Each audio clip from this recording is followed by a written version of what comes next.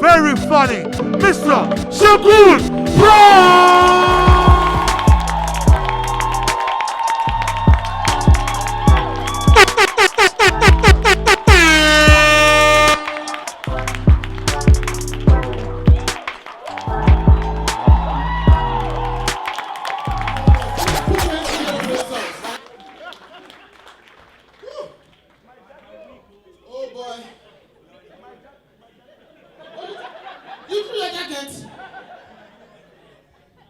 My brother, why does this jacket look fake now? Now don't blame me. It's all good. I wanted to dance that dance very well. But the way they're releasing songs these days, I don't understand. It's almost like every song comes with its own dance. They are confusing me. Back in the days when we go to club, men don't dance. We're just chilling, we're just doing the lean back. That's how we do it from side to side. Yesterday I went to the... No, I didn't go to the club. My pastor is here. A friend of a friend went to the club. So he told me that they are doing all this dance, they are doing shaku shaku dance, all this kind of dance. I can't do it.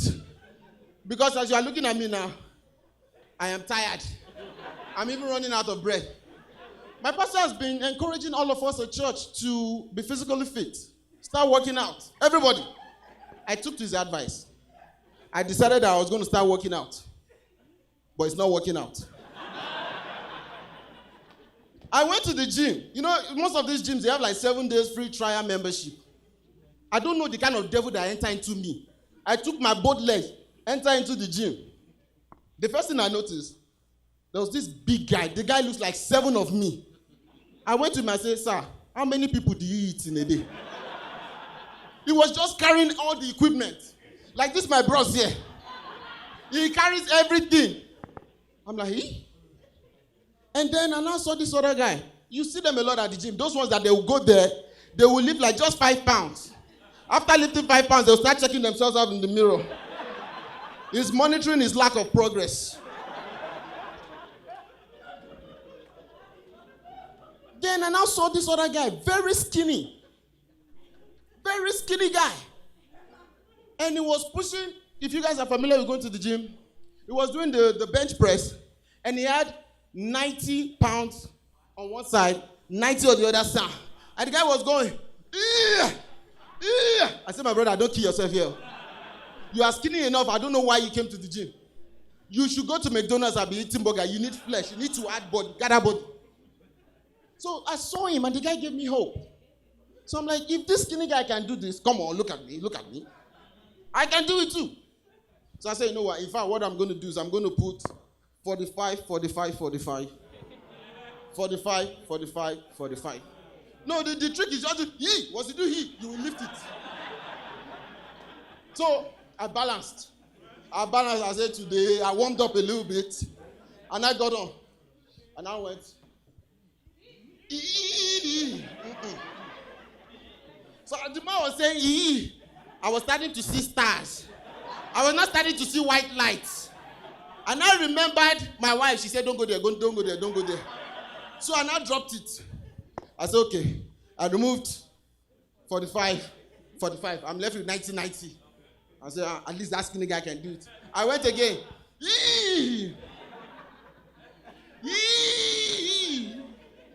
Eventually, I just went to pick 10 pounds. I can't come and go and die.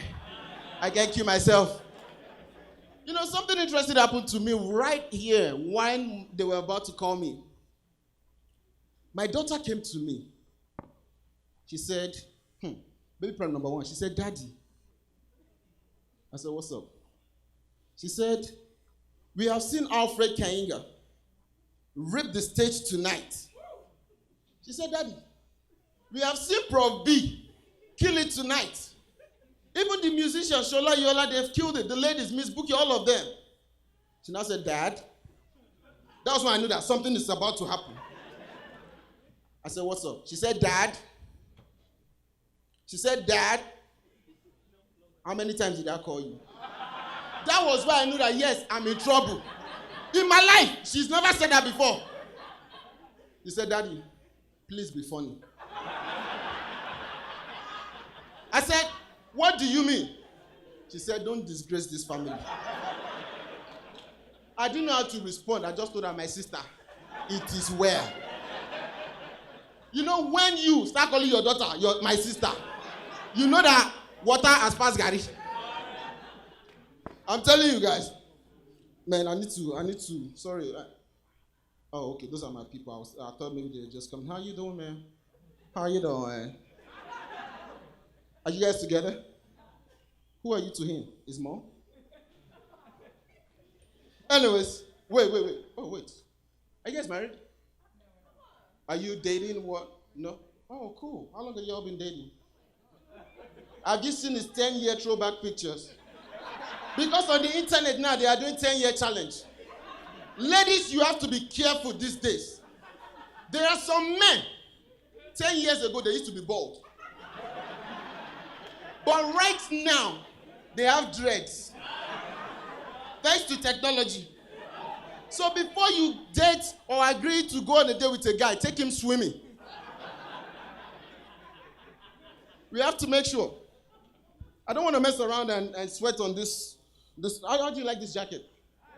It's nice, Harvey. Correct. Who said express? Who said express? My brother, do you work there? You look like one of those people that are always getting discount. I'm returning this to the mall. 8:45 tomorrow morning, I'm there. They open at 9. No, I'm not kidding. I'm serious. Look, I still have the tag. I bought the full price. And this is America. The land of the free and the home of the return policy. 3 months, you can still return. 30 days return policy. Where I come from, ladies and gentlemen, if they born you well. In fact, we have return policy. You can return all you want. We don't have refund policy. In fact, you can exchange. Pick up what you want. But the moment you go, pick up something else, you pay for that again. I'm telling you. So in case you are just meeting me for the first time, let me introduce myself to you. My name is Segun Pryme. I am Nigerian. Wakanda forever. Because Nigeria is right next to Wakanda. You know, this is Black History Month, right? And when the Black Panther movie came out last year, during all that period, right? And a lot of us, Africans, non-Africans, African Americans, we dressed up in our African regalia like princes, kings, and queens that we are. We went to watch that movie. Beautiful. There's only one problem. I thought about it. Africans, if you know that your immigration status is doing like this, it's doing like Bitcoin, like the stock market. It's going up today, coming down tomorrow. Why bother do that? Because you are easy to spot. They'll say, okay, look, that one is an African. That one is an African. You go to the movies, you end up in Muritala Mohammed. I'm telling you. No, so like I was saying, I am Nigerian. And for the non-Nigerians here, don't worry, your credit cards are safe tonight. I'm telling you. See, we get all those emails too. Those Nigerian princes, we get it too. And you know, well, this is actually a true story. This is actually for real. I read it on the news about 2 weeks ago, 2 years ago. There was a so-called Nigerian prince that was scamming people. Turned out to be a 67-year-old white man. His name is Michael New. Go Google it. 67-year-old white man from Louisiana. That was when I knew that the world is coming to an end. Do you know what it means for a white man to abandon his white privilege? He did not choose to be African American. He didn't choose to be Hispanic. He chose to be a Nigerian to scam his fellow white men.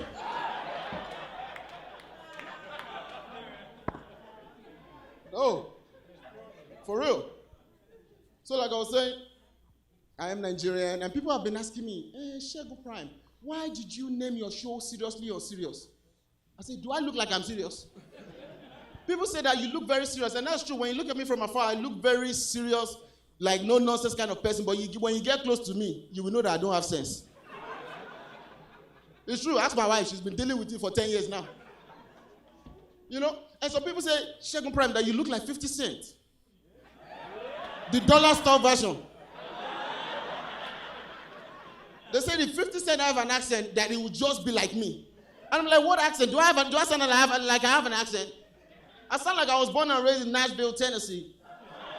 Country. And you know the crazy thing about accents is, they annoy you, at least for me. When somebody that you know has a very thick accent, tells you have an accent. When I first came into the United States, I was calling my utility service. And this was at the time where they were outsourcing a lot of these customer service jobs. I picked up the phone to call. I got this high bill, ridiculously high bill. And I'm like, the person picked up the phone, the guy on the other side. The guy was like, hello, my name is Prince. How can I help you? I said, okay, he's one of us. You understand me? I said, well, my name is Segun Pryme. I got the bill. Before I could finish saying my sentence, this guy said, where are you from? You have an accent. I'm like, I have an accent or you have an accent? The thunder that will fire you. Donald Trump war will not stop it. You know, and there are some of you, I know some of you, you've been here for so long. Some of you are not even born here. You've been here for so long that your Nigerian accent or your African accent goes away. Let me tell you, you have not encountered real situation. When you get in real trouble, your accent by itself finds you. When you speak it, you also be like, where did that come from?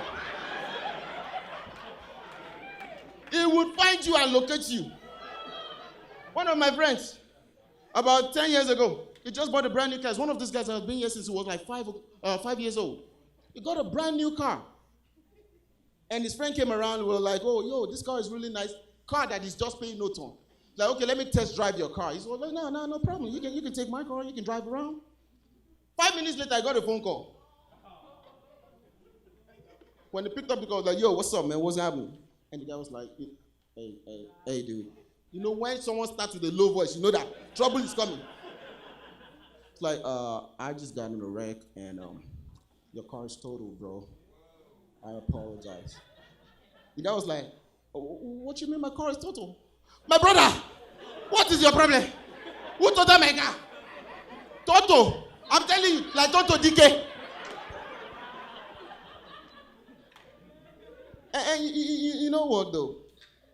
To be honest, I really feel loved tonight. And jokes apart, I feel loved. Thank you guys so much for coming out today.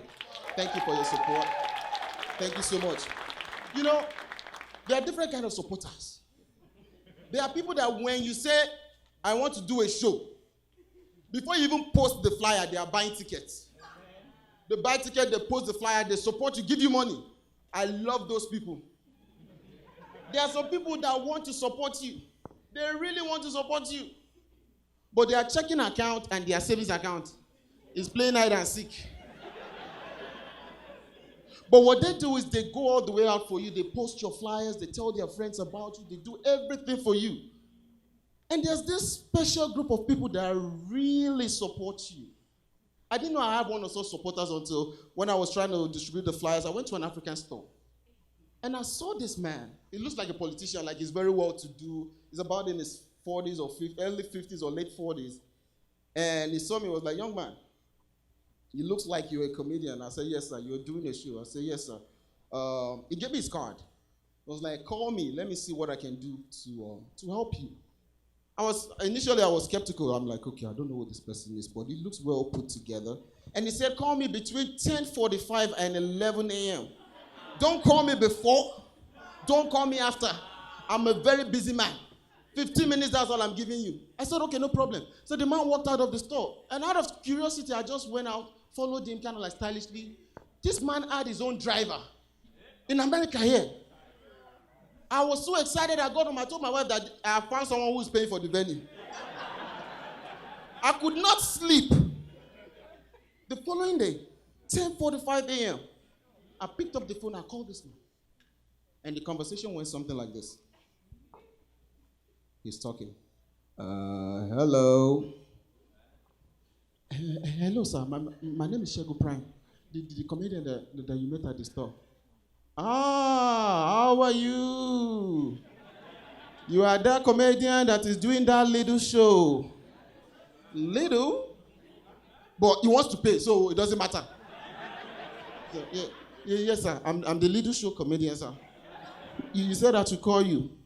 All right. So, are you selling tables?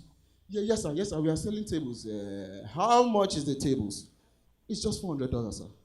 Okay, that sounds good. What else do you have? So we have VIP. How much is VIP? It's $50, sir. Okay, that sounds reasonable. What else? Sir, we have regular, like they're not regular, but they are special people. General admission. It's $30, sir. Okay, $30. Table is $400, and VIP is $50, and regular is $30.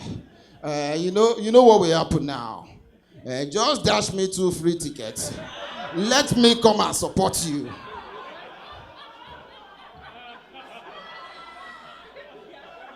Sir,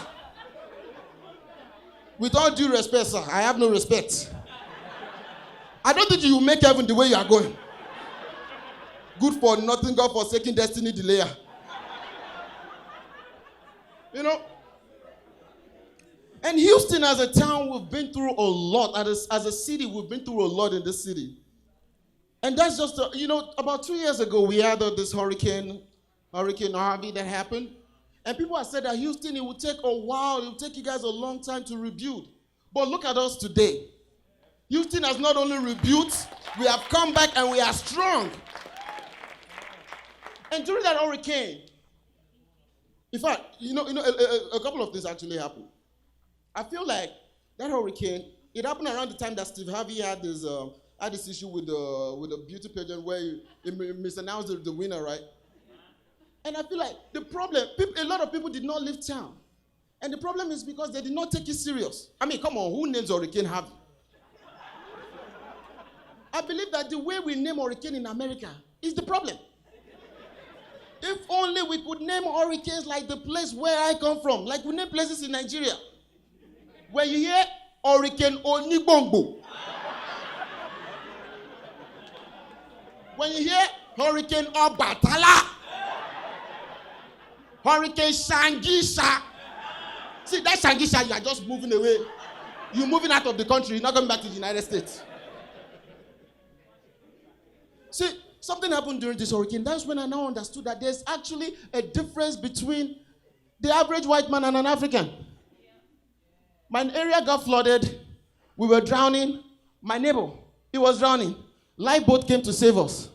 We jumped on the boat. My neighbor was drowning. His dog was drowning. And was like, you can have Henry, you can save him, I'll drown, it's okay. I say, he? The way Americans name dogs, it annoys me. Why would dog and humans have the same name? Dog names like Tom, like Hank. The guy down the street from me, he named his dog Donald Trump. So now, here's the problem. I was now wondering that, okay, why would someone name their dog Donald Trump? Are you trying to diss him because he's a black guy? Or do you love him because he's a Republican? So I'm like, I don't know, which one are you? But in Nigeria, there's only one name for dogs. What is the name? What is the name? What is the name? Technically, there are 2 names, depending on your financial situation. If your financial situation is we are still looking up to God. If you are poor, your dog name, confirm, bingo. But when you have substance, when you have money, your dog name is Jack. Because if bingo chases you, you can do like this to bingo. Come on, get out of here. But Jack.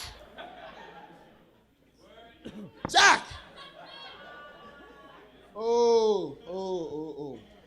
Ladies and gentlemen, about a year ago, I made a seriously unserious decision. I've been sober. I've been corporate America sober now for over a year. Yeah, it doesn't mean I drink at my job.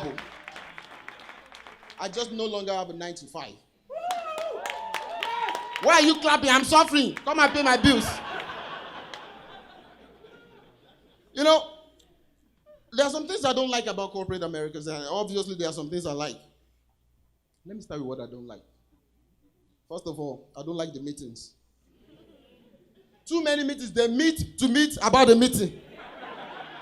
And in every meeting, some meetings are useless. Absolutely waste of time. Very irrelevant. And every meeting you see, there are different kind of people that you see there. There's the one that read the pre-read for the meeting, that understand every single thing that is going on at the meeting, because they want to, kiss up to the boss, and they're always asking questions to show that they're intelligent.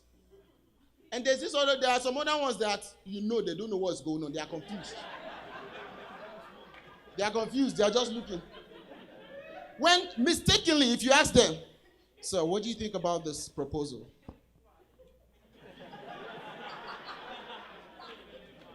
It is well. And they are the potential latecomers. Those ones. They're Africans. Africans, we never start anything on time. It's our way. That's why we call it Africa. We are late to church. We are late to work. We are late to shows. The only time we are not late is when we have immigration interview. They tell you that your interview is at 2 p.m. 5 p.m. the previous day. We are already there. This America, we must enter together. The devil is a liar. We must enter together. For real. It's true. But that's our way, man. I'm even starting to feel like, on Judgment Day, some Africans will be late. I'm imagining that those people will be like Yoruba people. Hey, don't get me wrong. I'm a Yoruba boy. And for Nigerians, Yoruba is the southwestern part of Nigeria. Do we have any Lagosians in the building tonight? Okay. I was born and raised in Mushin, Lagos. Mushionosh, are you in the building tonight? You can tell those ones, they are not the real ones. My brother, why are you sounding? You're shouting area like an Ondo man. Area! Area! Yoruba people, we are all mouth. No action. If you want to fight a Yoruba man, like a Mushima, where I come from, this is what you hear. Okay, me. Smell it. What is he smelling? Smelling like what? Like trouble. A Yoruba man will draw a line on the sand. Say, if they burn you well, cross this line. You cross the line, he draws the second one. Cross this other line. You cross it again. You do like this. Philo, I'm watching you, don't worry. Oh yeah, if they burn you well, touch me. You touch a Yoruba man, he says, touch me again. You touch him again, he'll now move close to you. I say, my pastor is here. You are lucky I'm fasting. I can't fight today. Come back tomorrow.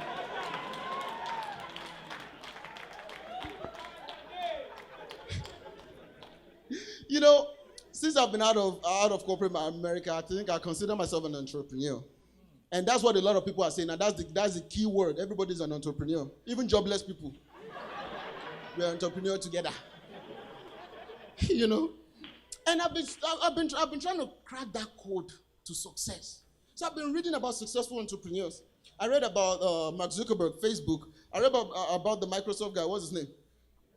Bill Gates. I noticed something. There was a common trend. These guys dropped out of school. So in my mind, the way to success is dropping out. So I dropped out. I dropped out of Sunday school. You want me to drop out of college? Me, that my father is an African. To drop out of college. And one day I was just playing with my dad. I said, Daddy, I want to drop out of college. The man said, okay, drop out and drop dead. My father doesn't joke with education. He doesn't joke. In fact, African parents, our fathers, they are usually not impressed. Even with your grades. When you get an A, they say, okay, you are almost there. Almost there. When you get a B, they say you are bad, you are below average. When you get a C, they say you are confused. You are neither here nor there. You cannot have dinner. When you now get a D, don't come home. Don't come home because you are too dull. If the devil now decides to use you and you get F, you are finished. They will tell you to find another family. In fact, my father will say you are a fool. You are a big fool. You now start using big grammar. You are a good for nothing, God forsaken, discombobulated idiot. What's going on? You know, now my dad, I didn't tell him that I was doing comedy. I didn't have the mind to tell him that now I'm a comedian. But I make a lot of videos. I make videos. One of my videos went viral one time. My father's friends got it, and they sent it to him. And they were like, oh, your son is a big star now. His name is Segun Pryme. People are coming to Seriously Unserious to watch him. Look at all these people. My father called me. He said, Segun. I said, sir. Segun. I said, sir. Segun, I said, speak, my Lord, for thy servant heareth. He said, what am I hearing? That you have now become a comedian. You are fooling yourself. I told you you are a fool, eh? You are a fool. And then he said, you know, my government name is not Prime. I'm using this as a decoy because I don't know. Student loan is for real. IRS, they might be after me. So my father said, who named you Prime? Who? I said, Daddy, please, just give me a chance. Let me try this out and all that. And don't worry, I've been married for 10 years. In an African home, you are never too old to chop slap. So you still have to let your head be correct. And don't miss young when you're talking to your father. So I'm like, Daddy, I'm just trying this thing out and whatever. So something happened. I started doing shows, and they saw my flyer that Segun Pryme, Seriously Unserious. Some good people that God will help me to bless here. They were sharing my flyers. They were saying that this show is going to be great. A promoter here came all the way from Atlanta to support this show. When he came, please put your hands together for him, Nevada Bridge.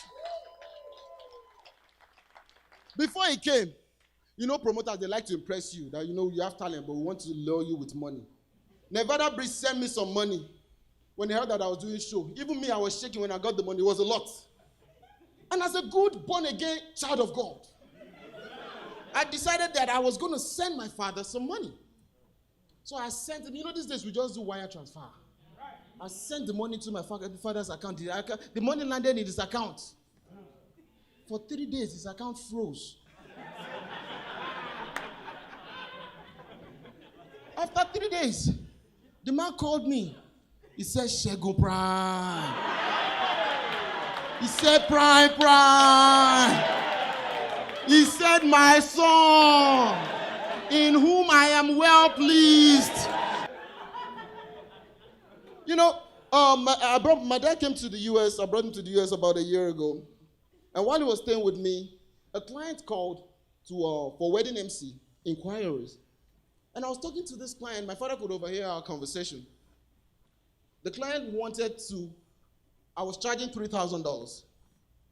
And this guy wanted to pay $2,500. I'm like, no, I can't do $2,500. It's $3,000. We don't. I'm not just MCing. I'm delivering value. I want to make sure that the night of your wedding, pakam, you have a baby. So good that you want to, you understand? So I told the client that please think about it. If you decide on the $3,000, call me back. I didn't know my father was listening. After the call, my father called me and said, Segun, come. Come here. Wait, is that somebody that called you for a show, to MC? I said, yes, Daddy. I don't know what's all these clients, they just don't want, and they have money they don't want to pay. How much did you charge him? It's $3,000, Dad. And he said he was going to pay $2,500. I said, yes, Dad. And you did not agree. My father brought out his calculator. How much is 2,500 in Naira times 360? 800,000 Naira. The man said, how much did I use to marry your mother? The entire wedding, how much is it? You, your brother and your sister, all your life, how much have I spent on you? That you will say that you will not collect. My friend, you better call them and collect. You know, something interesting happened to me, ladies and gentlemen, as far as my dad is concerned. So my dad is retired now, and you know, with most retired parents, there's nothing to do. So now he's trying to catch on with social media. My dad is on Facebook. My dad is on Instagram. He tried to follow me. I blocked him. My dad is on WhatsApp. Oh, God. That WhatsApp thing, that one is annoying. I blocked him on WhatsApp. I blocked him, and this is what happened. You know, WhatsApp is a snitch. WhatsApp, someone will just add you to some useless group that you have no idea what the group is about. And the moment you leave, he sends a message to everybody. Segun Pryme left the group. You just discovered that the following day you see your guy, my guy, how far? They will just be looking at you one kind. People take this WhatsApp too serious. Just because I leave a group doesn't mean I'm living your life. They joined me, they added me to, my pastor is here.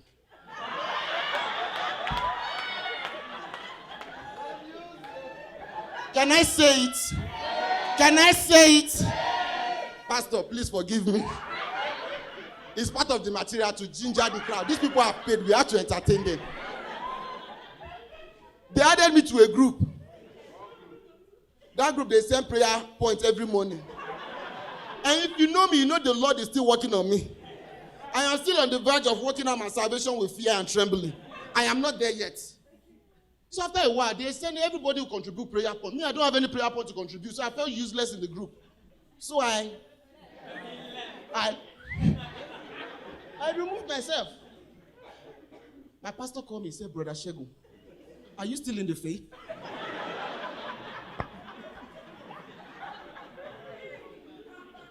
Oh my goodness.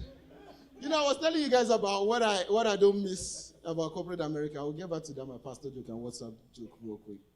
But I just know that something else I don't miss about corporate America is the restroom. I'll explain. While I was working, I only had like 4 pairs of shoes. And there are some notorious co-workers that know your shoes. They identify you by your shoes. And they identify you at the wrongest of times. When you are in the restroom, we want to go for team lunch. I'm just minding my business, doing my thing. It will just come. Hey, Segun, are you there? I know you can hear me. Come on now, come out now. We're about to go. I'm like, did they send you to me? Someone will just come to the restroom because they identify your shoes. They'll start making conversation. And this is what I truly miss about corporate America, man. I miss the money. I used to work in oil and gas. 6-figure job. All year money. All year money. Money like blood money. I miss it. And my job, March 7th is coming. I'm already having a headache. Because March 7th of every year is when we get bonuses. And that bonus, when it hits your account, oh my God, you feel happy. I miss it. And something else I miss is health insurance, ladies and gentlemen. Oh, you didn't know? Go back. Will you hire me? As I'm talking to you now, do I look like someone that is employable? Health insurance. I didn't know the importance of health insurance until one day. I was feeling a little tight-chested, a little stomachache. In the middle of the night, it was so unusual. And I told my wife that, you know what, I need to go to the ER. I'm like, you know what, I'll be fine. I will go by myself. You guys just wait. And lo and behold, I went to the ER by myself. They treated me so nice. I thought I was in a 5-star hotel. They treated me well. They now started doing different kind of scan. CT scan, CAT scan, mouse scan, pig scan. They even did mammogram. I'm like, what mammogram? They say you have a little man boobs here. You have a little moobs. Before I knew, one nurse came. They said they want to do pregnancy test. I said, why? What did I do? So eventually the doctor now came. The guy just examined me and was like, okay. You look it doesn't look like there's anything wrong with you. When was the last time you let it out? When was the last time you let one rip? I'm like, what is ripping? It was like, when was the last time you farted? I'm like, I can't remember. The doctor said you are bloated, you just need to. He gave me my relax, like you just need to forward a little bit. I said, it's too forward. No problem. While he was talking, I just did like this. At an inclined angle, you have to do it perfectly. At an angle of elevation. I just let one out. And you know, the silent ones are the most deadly, the deadliest ones. They didn't know what he advising me, I just one let out. I turned again. I baptized the atmosphere. The man looked at me and said, you are healed, go home. You know, there are some different levels to fart. Have you ever been in an elevator where you think you are by yourself? And you get so comfortable. You are going to the 50th floor. And you say, you know what?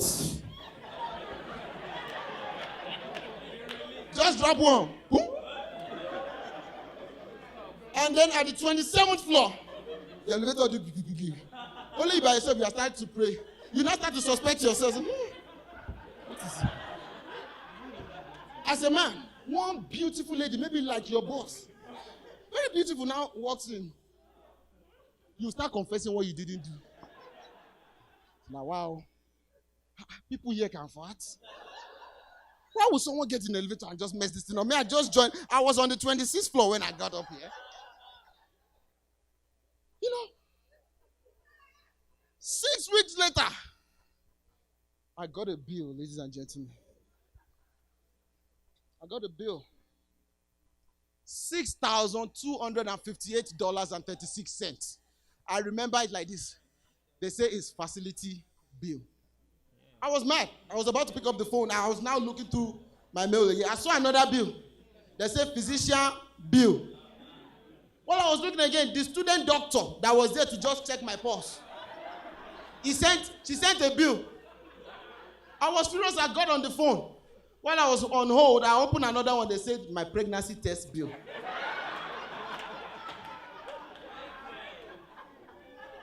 That was when I knew that health insurance is serious. Now back to my father. I blocked my dad on WhatsApp, ladies and gentlemen. You know, there are some messages that they sent to you. You did not request for any of these messages. They just automatically, please, daddies and mommies, stop doing it. Don't do it. They will forward those messages to you.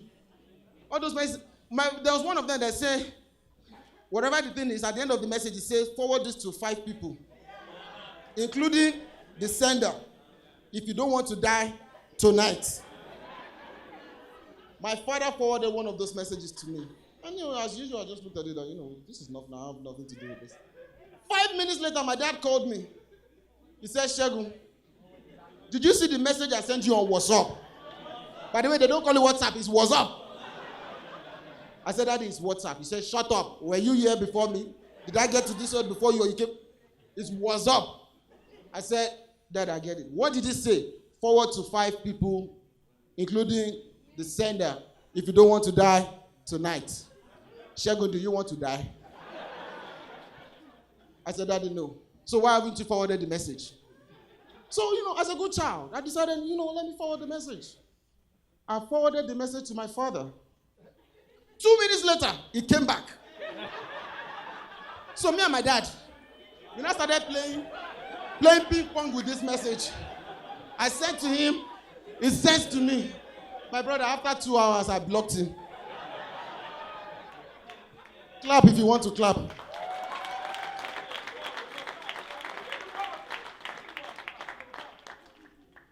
I blocked him.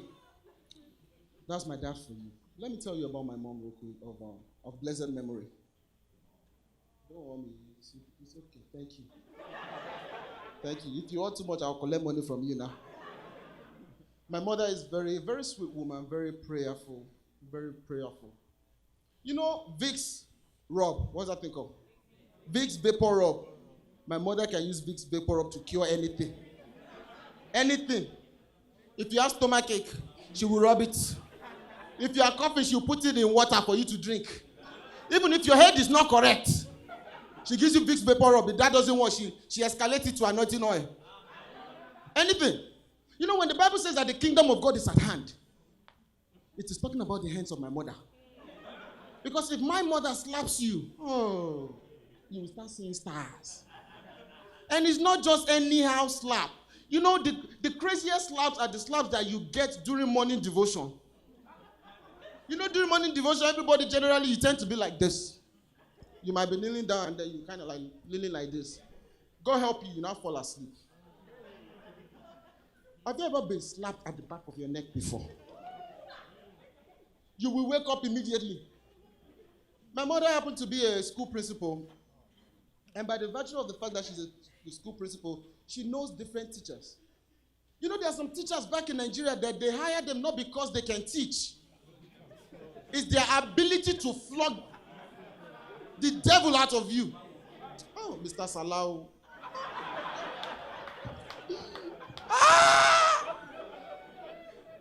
Mr. Salau. Oh, God. That man is wicked. And my mother understood the capacity, the ability of every teacher. So depending on the gravity of your offense, she knows who to send you to. But when you hear that you have an appointment with Mr. It's an appointment with Mr. Salau. Oh, my God. You know you are dead. My mother will tell you not to do something by telling you to do it. Segun, as I'm living now, if you like, play. If you like, don't read your book. See those dishes, don't do them. Don't wash the dishes. Me, your maid, I will come and wash it for you, okay? Only you by yourself, you're now decoding. Do the dishes. Read your books. Wash plates. My mother, they will beat you and still ask you, why are you crying? My mother did that to me one time. I said, Mommy, it's tears of joy.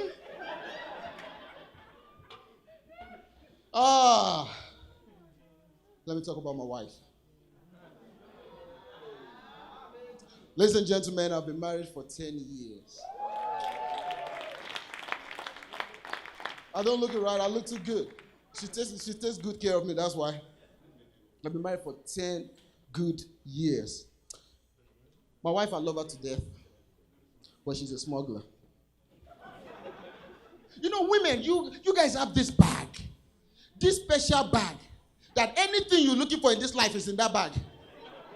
I don't know why my wife is always going out with extra pair of shoes. What do you need extra pair of shoes for in that bag? We go to the movies, we don't pay for soda, we don't pay for popcorn. It's in the bag. There was a time I wanted to do some work in the house. I needed a toolbox, and I wanted to drink water. And I told my wife, please, I need toolbox and I also need water. My wife reached in that bag, and she brought out 2 of each. So I said, okay, we're done. Let me try my luck. Because I was doing some work, I told her, babe, I need a ladder.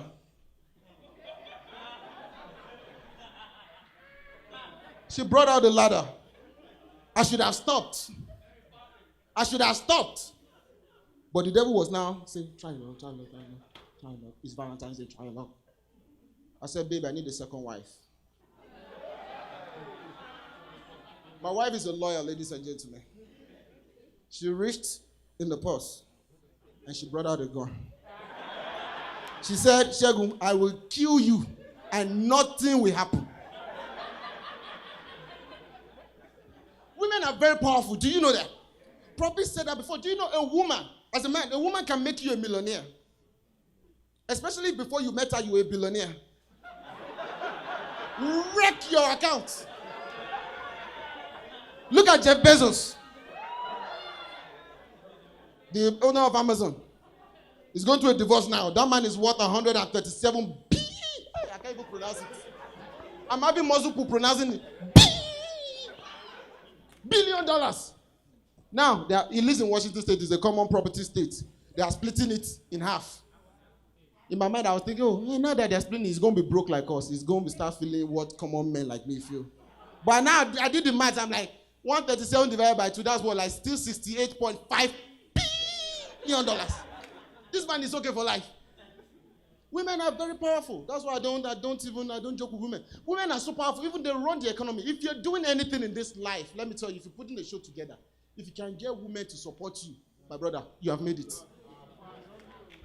You have made it. Look at the economy now. Stores, during that recession, stores were folding up. Best Buy, no, not that, what's it called? Circuit City, gone. Blockbuster, gone. Even Toys R Us. Toys R Us are for babies. Toys R Us is gone. But Mary Kay is still asking stronger. That's how you know that women are very powerful. I don't mess with them.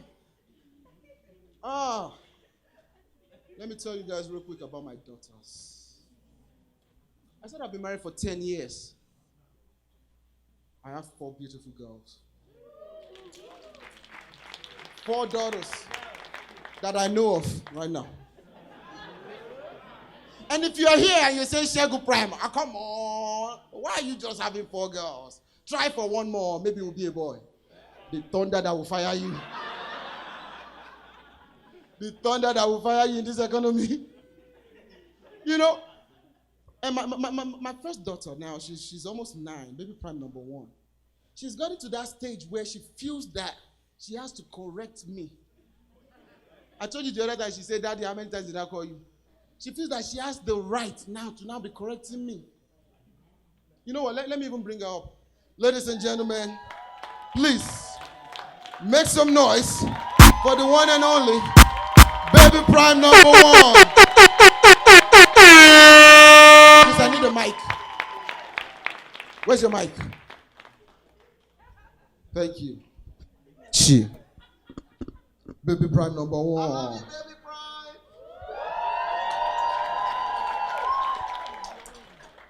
How are you feeling? Terrific.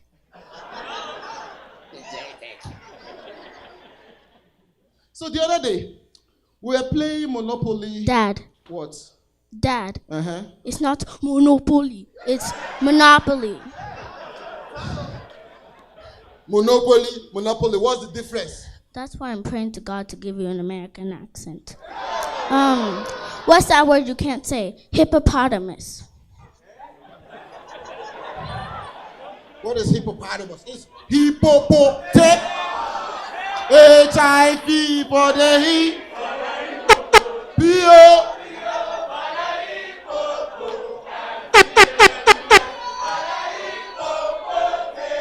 Hippopotamus. I need to add all of you to my prayer list. All of you need an American accent. You know what? Talk to them. I'm coming.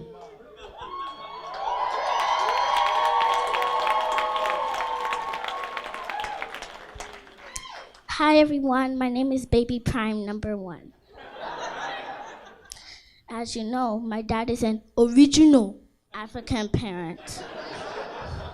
I told you he's seriously unserious. After school, when my friends get to go to parks, play video games, me, just have to do chores and then read books.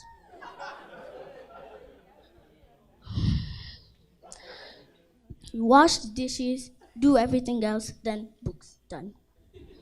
Books in the kitchen. Books while washing the dishes. Books even in the bathroom. The food. When my friend's mom pack food, they pack pizza, lasagna, brownies, pasta, all those sugary things. Me, just pack beans with plantain for the whole day. One day, my mom packed eba. Even thought it was white fufu with okra soup. My friends were staring at it, just staring. They were staring at it for so long, my teacher had to seize my food.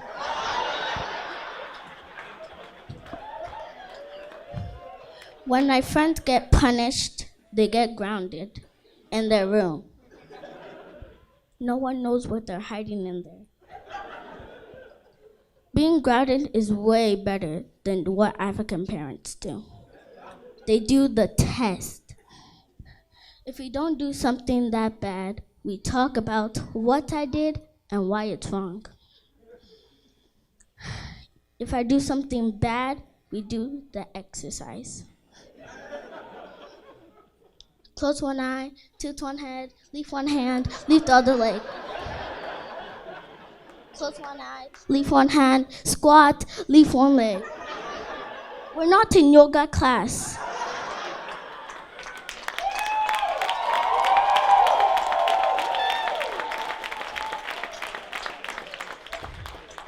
If we do something really bad, we get a spanking. We use a belt or a wooden spoon. They both hurt. Which one is better? Last, my dad said if I ever bring a boy back home, hey, immediately I'm transported to Nigeria. Goodbye, everybody. I hope you enjoyed the rest of the show.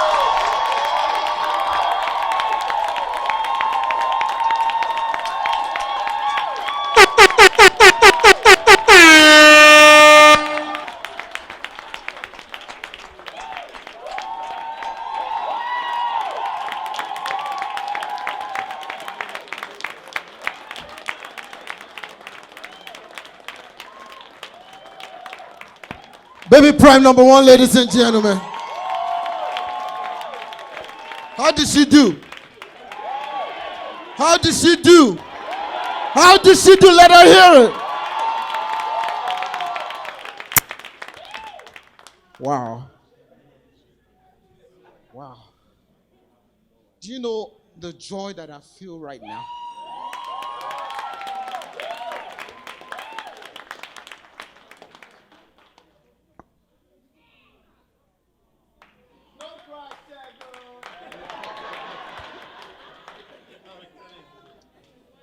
I have twins. I have twins, ladies and gentlemen. So God has a sense of humor. We had 2 girls before. I told you I had 4. The first one was a girl, the second one was a girl. And we said we are done having kids. But somehow people around us they were starting to get pregnant. When we look to the right, pregnant. To the left, pregnancy. So body was not scratching us. That, you know what, maybe it's a sign. They let us try again. Maybe we'll have a boy. Ladies and gentlemen, we tried, we got 2. 2 girls. When we went to the hospital to find out, in fact, just to do ultrasound, the lady that attended to us, Indian lady, very, very nice woman, very nice. And she was we did the first ultrasound. She put the jelly on my wife's tummy. And she goes, "Oh my God, I can hear 2 heartbeats." I said, "Check it again. It must be beat by Dre." When the doctor now confirmed that we were having twins, I just turned to my wife. I looked at my wife. I looked at the doctor. I said, "My sister, congratulations. Who is the father?" She never said anything. The pregnancy was 28 weeks. We went to do 3D ultrasound. At the ultrasound, you could see the babies, you could see their faces. We saw the beautiful faces. My wife turned and looked at me. She said, "My brother, look at their noses. Nose looking like Third Mainland Bridge.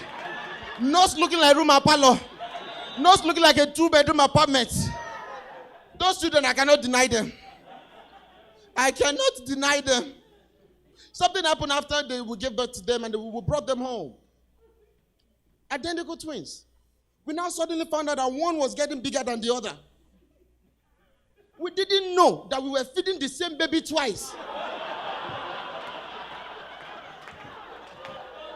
And the smaller one could not say, "It is me. I never chop."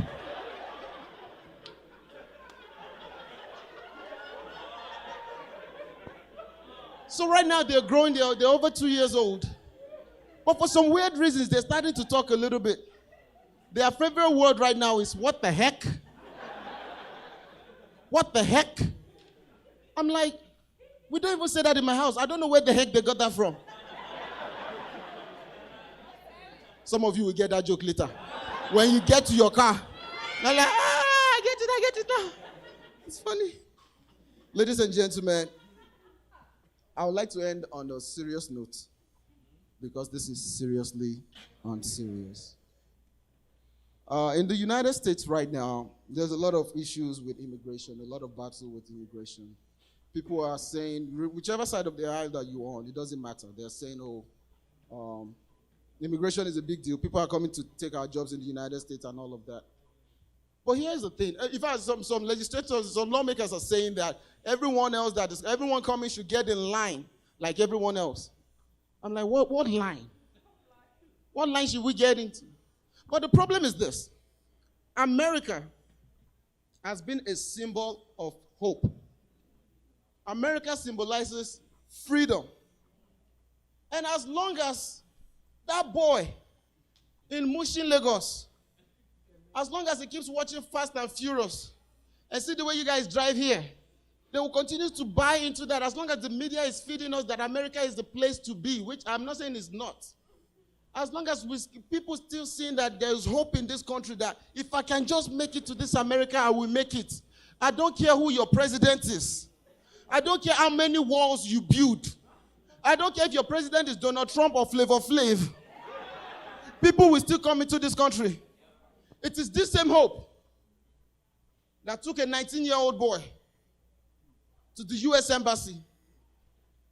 And the interviewer asked him, "Sir, now your age?" No wonder, see your head. I can see the reflection of the light on your head. Only you, your head be like moonshine. This same hope made this 19-year-old boy go to the embassy. And he was asked, "Sir, why do you want to go to the United States?" Without missing word, this guy said, "Madam, my area, Mushin, Lagos, where I am coming from, for 3 months, there's no electricity.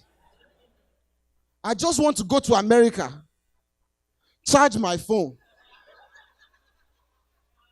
and once I get 100%, I'll be back." Ladies and gentlemen, it's been 15 years, my phone is still charging. With these few points of mine, ladies and gentlemen, I hope I've been able to convince you and not confuse you that I am seriously unserious. And most importantly, ladies and gentlemen, to my daughter who talked to me before I got on stage, baby Pryme number 1.